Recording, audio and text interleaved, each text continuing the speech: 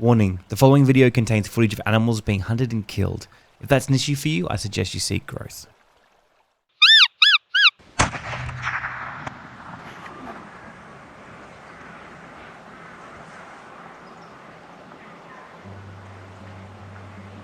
So it's one of my favorite times of the year at the moment, and that is lambing season. And one of my favorite things to do is to sit out there on the deck in the morning with a hot cup of coffee and just listen to the bleating sounds of the lambs. It's like relaxing, it's like a celebration of life, it's therapeutic. But I also love this time of the year because there's more foxes around and they're taking advantage of exactly the same opportunity. They're out there looking for an easy meal. And so I thought I'd go over to my brother's place and try and help control some of the fox numbers there. There's one fox in particular that I'm after. This fox has been eluding me for weeks. I keep seeing him. Last time I was over there a couple of days ago, hopped out of the car, and within 20 seconds I saw him 30 meters from me, and I took out the rifle and the scope was incorrectly calibrated and I missed him. So I'm not taking any chances this time. I've gone out to these guys, wildgamehunter.com.au, and I've purchased this. This is a fox predator caller. So essentially what it does is it's a reed whistle and it makes the sound of a distressed rabbit. So we're gonna try and fool the foxes thinking that's a quick, easy meal, draw them in and hopefully get a shot.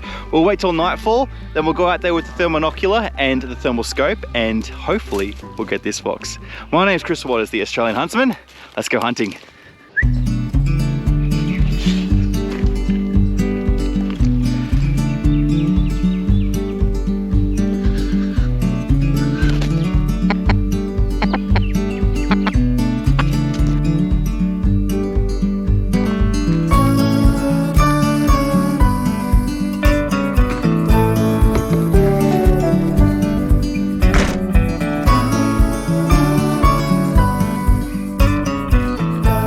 So before we get started, first a quick word on hunting foxes. I love hunting foxes, and one of the reasons why is because you're hunting another predator, which is different from most of the animals that you hunt in Australia, which are herbivores. When you're hunting a predator, there are different things that motivate predators, different vulnerabilities that you have to exploit in order to successfully hunt them. So for instance, a fox is always thinking about when it can get its next meal, and it's running calculations through its mind constantly about, you know, the risk versus reward scenario of if I go and get that, or if I get too close to this house, you know, what's the risk that I'm going to get shot? What's the risk that I'm going to get attacked by something else?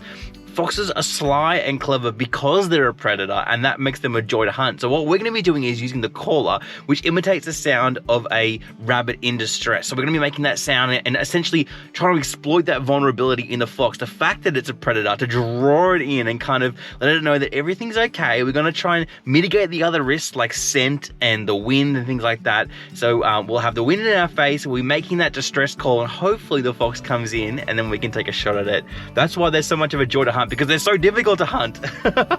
All right, let's go. So I thought I'd do a quick scan with the thermal scope just before we use the fox caller, and sure enough, this little rabbit's out there in the field, which is a good sign. It's not too cold, so he's not moving around too much. He's happy kind of just to sit and eat. It's good to watch him though. Isn't it the case though? When you're out there looking for something, you always find the opposite thing. Like you're looking for goats, you see pigs. You're looking for pigs, you see deer. You're looking for deer and you see pigs and goats. Looking for foxes, you see rabbits. Oh well. Good practice on the ice at least. We'll keep moving.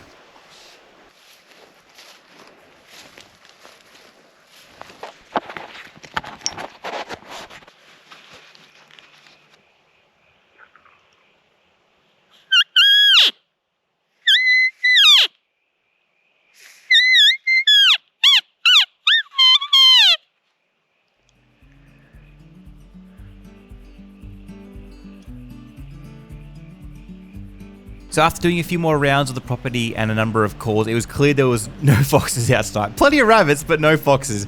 So rather than waste my time, I thought I'd just pack it in for the night and then try again the next day. Hopefully have some better luck then. Hey, stop, come here. Before we go any further, let me first tell you about Australia's best hunting club, why you should join. Then we'll get back to the content.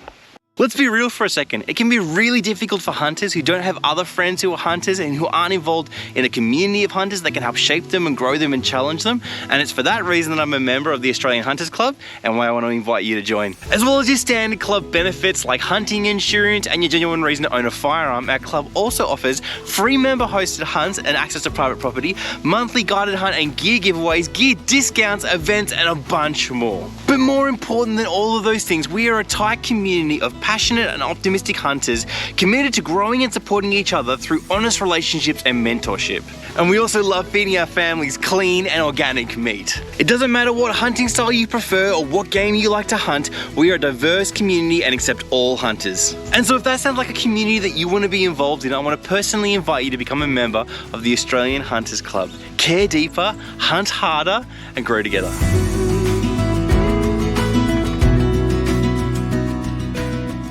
Okay, back to the content. All right, so here's the update. Last night we didn't get any foxes. Didn't see any foxes, saw a bunch of bunnies, and I literally have got a double ear infection now. Like overnight, I feel like trash. We're gonna stay positive and optimistic though, because literally this morning as well, I got a text message from my brother who owns the property that we'll be hunting on, saying that there was 3 foxes mating in the paddocks that we were in the other night. So, that's good news. So we're gonna try and push through this ear infection and get out again. Because that's what you do when you're hunting. You just keep pushing. Have no fear, sheep. I will protect you. Don't run away. Don't eat that. Eat the bugs. Oi, eat the bugs. It's better for you.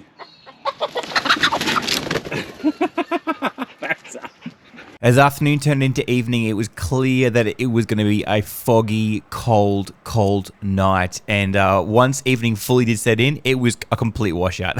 You couldn't see more than a meter in front of your face. But I did still go out. And in fact, I saw this shivering little rat in a tree. That's about the only thing I saw that night. But it was fun to get out there and try again. That's what you have to do. You have to keep getting out there and trying again. So after that night, I figured the next day I'll go out and try again. All right, here we go again.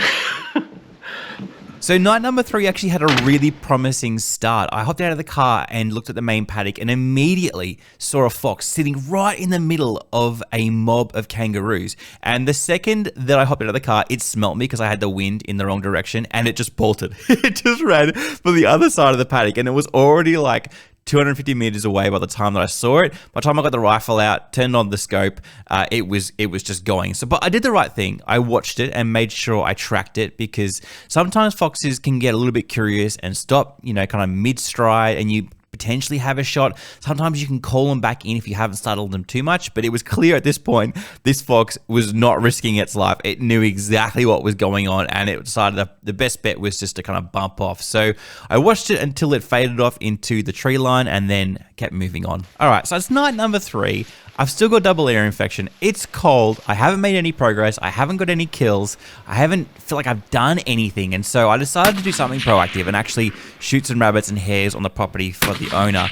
You'd think that making all that noise would actually kind of disrupt the foxes and discourage them from, coming in, but it's not necessarily the case. So here are some of the highlight shots that you can see. This was the last one that I shot. And right before I went and picked it up, I thought I'd do some calls to see maybe I can call in a fox.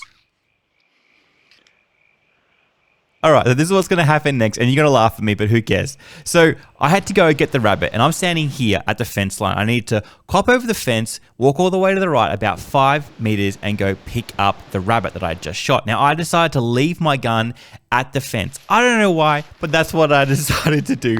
I walked over, I located the rabbit, I kept my shooting stick for some stupid reason, and I, kind of paid my respects to the rabbit, picked it up, and then started to walk back to the fence line to retrieve my gun. And guess what I saw? Bounding up straight away came a vixen fox, just staring at me, literally 5 meters from me. The only time in the last 3 nights where I didn't have my rifle, and it just stared at me. And all I had was my GoPro, which is why this footage is so terrible. And it just looked at me and then stopped and then kind of ran off. And I was just like, at this point, that was the fox. Oh no, I didn't have my rifle. Now, I actually left the hunt there for the night. I packed up and I went home because I felt like the fox had outwitted me, it outplayed me, and it deserved the night. Now, I'm going to go hunt it again tomorrow night, but as far as this video is concerned, I wanted to keep the fox as the hero. And it was such a cool experience to finish on where I was kind of confronted with the fox in like 5 meters that I wanted to leave it there. And it was a glorious night. Like the stars were out, the fog had shifted. It was just great to be out hunting, feeling alive, connecting with nature.